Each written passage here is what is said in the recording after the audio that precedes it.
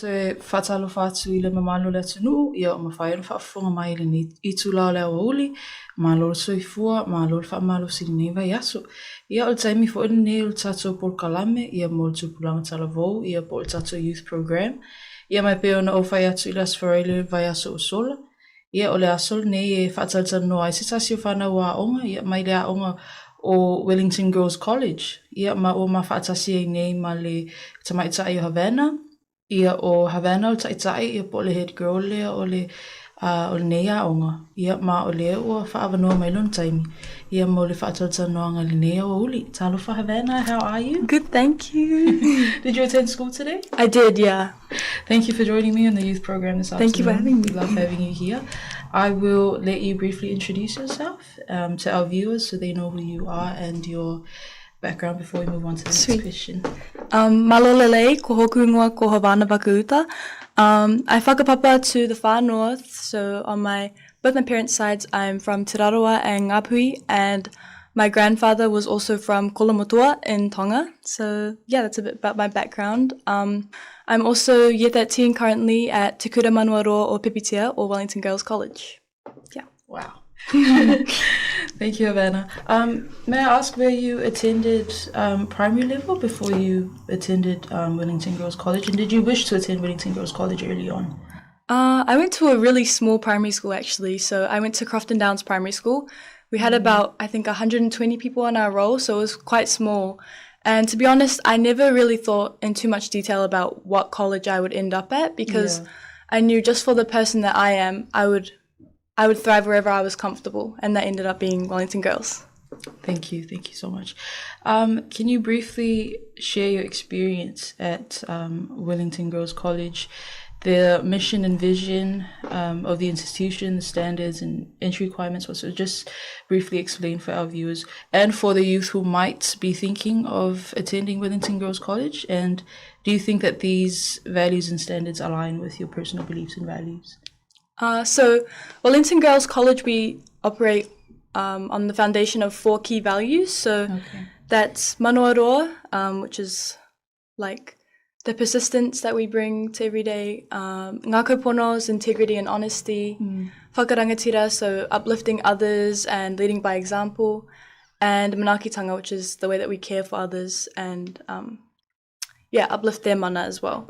I think these values really aligned with my personal values as well. I have a really deep value for connection and for people, and I think that the school's values allow all of the students to really look after one another and celebrate each other and also celebrate themselves and their mana. So, yeah. Thank you. So there you have it. For anyone who wants to join Wellington Girls College, your values and your personal beliefs have to align with this, and I believe we all believe and stand by these values. Thank you, Havana, for that.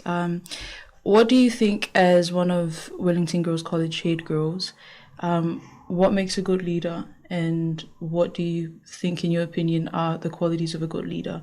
And in regards to that, what pushes you and drives you every day, if it can be the support from your parents or family? In terms of a good leader, I think the main or key aspect of that is definitely having a heart of service.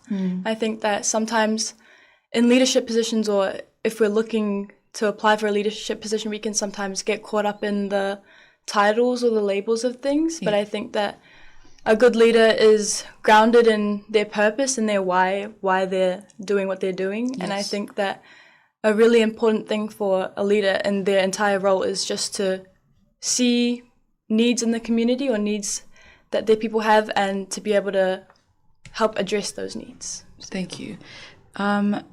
Did you always know that you were going to be selected head girl? No. And how did you feel when you were chosen? I didn't even know that I wanted to apply specifically for head girl for a long time. Oh, you have to apply to be head girl? So the way we do our leadership process, you apply for the roles that you want to, well, that you're hoping to, get in the following year. And I knew I wanted to be in a leadership position, and I knew that I could, I had the capability to be in a leadership position.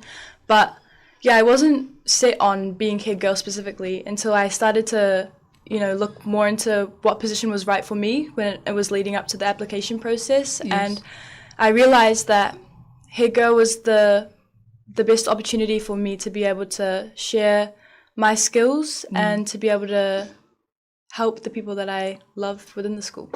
It's wonderful, wonderful. And in your experience, what are the qualities that you believe a head girl or any leader in general should have?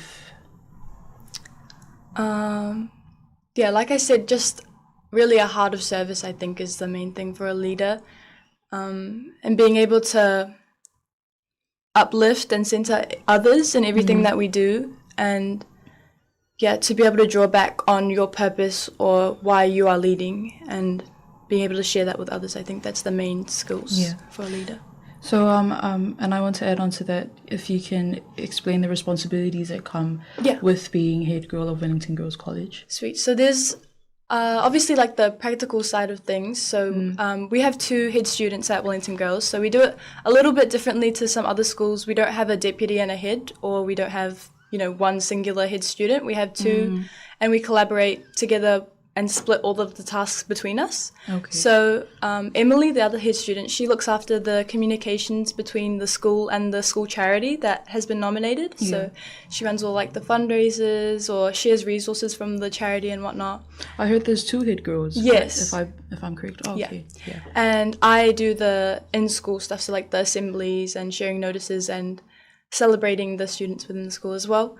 And then together we do like the dances and the balls. We help to facilitate that with the Parents Association, and then we also just represent the school in out of school events. So we just represent the school if that's going to tangata or breakfasts or anything like that, or leadership meets, then that's what we do. And then also just within the school, just living the school values and being able to lead by example and show the students like a lived example of what the values are. I think that's a big one as well. Yeah, thank you. Do you think there's cultural diversity in the school? I believe you are Tongan Māori. Do you think there's cultural unity and cultural diversity in Wellington Girls College? Any cultural activities, any cultural groups? And I think the community that we have at school is actually really beautiful, because we have like 2 wānanga classes, so I guess some other schools might call it core class time or form time or tutor time, I don't know, but during that time Māori and Pacific students are able to meet in Māori and Pacific wānanga. So we have the kahukura, which is the Māori wānanga, and the whale wānanga, which is the Pacific wānanga. And it just allows those girls to connect with other Māori and Pacific girls from around the school from different age groups and share their experiences. And it's just a really safe space for those girls to be able to meet each other. And we also, obviously, we have like kapahaka and poly club and whatnot as well, which is really cool. Thank you. That's very good to hear. When it comes to balancing your responsibilities as head girl and as an individual yourself, how do you stabilize your academic workload with the demands of being head girl? I've actually had quite a busy schedule, like my whole time at college. I've always been really interested in playing a bunch of sports, so in winter I end up playing like 3 different netball teams and basketball and whatnot. I also have done poly club and like debate club, kapaka in the past as well, which I've really enjoyed. Over the years I've kind of developed the skills to be able to prioritize things and like think about, really reflect on what is most important at that time. So if I have an assessment due, then I really try and prioritize that assessment before things that I can do later on. But I think a big part of that is making sure that the things that I spend my free time on are things that are filling my cup as well and giving me energy, because I think it's important to remember that, especially when your schedule starts to get heavy, is that you can't pour from an empty cup. So it's important to be able to refuel your energy. All of the like practices I go to, or the games, the trainings, I make sure that they're things that are giving me more energy so that I can focus on the roles of head girl and also just my academics in general as well. Thank you. So it's activities that give you energy and not drain your energy, basically. Yeah, that's very, very empowering. Thank you. And our last question before we go into our break, what do you think are some of the biggest challenges since becoming head girl that, and your experience in school, that's affecting the youth today within school, and how would you address or prevent them as head girl, for example? Any problems with AI that you guys may be facing at school? The influence of AI in schools? First, I'll just touch on the problems, like the biggest challenges. I definitely see, like, for youth, just generally, there's a huge problem with mental health. I think there's a lot of stigma, especially in the Pacific community, that it's not okay to talk about your feelings, or, you know, that we need to bottle up our emotions. But I think that can be really harmful. Yes. So personally, as a head girl, one thing that I would do to just try and combat that is showing students that it's okay to be vulnerable and it's okay to have bad days. Yeah. And I'm trying to allow myself to be a safe space for people to reach out for help or talk to if they need as well.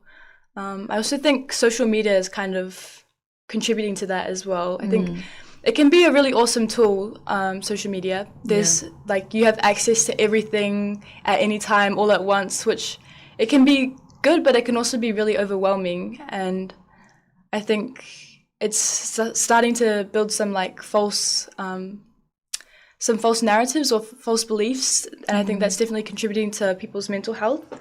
So I think, as leaders, it's just good to continue to fill social media with positive outlets, and also to just encourage people to really have some critical thinking and think about what's realistic and what's not, and what's harming their spirit as well. And about the AI, I'm not even just trying to say this, but I honestly don't know too much about AI as a tool in school, but I definitely see that teachers are starting to have to come up with more guidelines and more like authenticity checkers and things like that to try and combat it. So it's definitely real in schools. I think it's tricky because like the guidelines that come out for people that are using AI is also affecting the students who are never using AI. So it's really affecting everyone at the moment. I don't know, it's tricky. And also, obviously, AI, there's like the environmental impacts of it. It uses a lot of energy, and also like the ethical things. So like all the small creators and like indigenous creators, their work is able to be used in ways that like wouldn't be appropriate or aren't what they intended them to be used for. So I think that's really harmful. And also I think people using AI are taking the credit from the original creators of these different types of contents. I'm surprised that if that's the case with AI in your school, then it must be a problem only in Samoa. But thank you so much for that. So whatalo whātu ia i le malo tatau tunu whawhongwhonga mai le nei tula lea o uli. Ia o le vaenga muli nei o le mawhatalo tanoanga ia maltamaitai ia Havana. Ia se o te lo se whatalo tanoanga tā wafo le nei mo Tupulaga talavou. Ia tatou whaasoa ma tatou whaalongolongo fo i whaafita uli. Ia mani suinga le lei fo i o lo tutupu i tutonoa o ngai le ngata i Wellington Girls College. Ia ai moa o ngai nei New Zealand. Whaamalusi e fo i Tupulaga talavou Samoa lo i e tutono le tatou atunu i nei. Ia i awala e mawhai ai ona vei tatou mata i le lei o awala mwhai ona tatou sosoani ai nisi. Ia o awala fo i tatou te whaasoa ai le tatou wanga nuu. Ia ma le whaangai no le AI len pen whaasoa i ia tamaita i Havana. Ia o te loa o ni tūsawan nei mo Tupulaga talavou i le nei tūla. Ia a ole I whaawau ia le pokalame.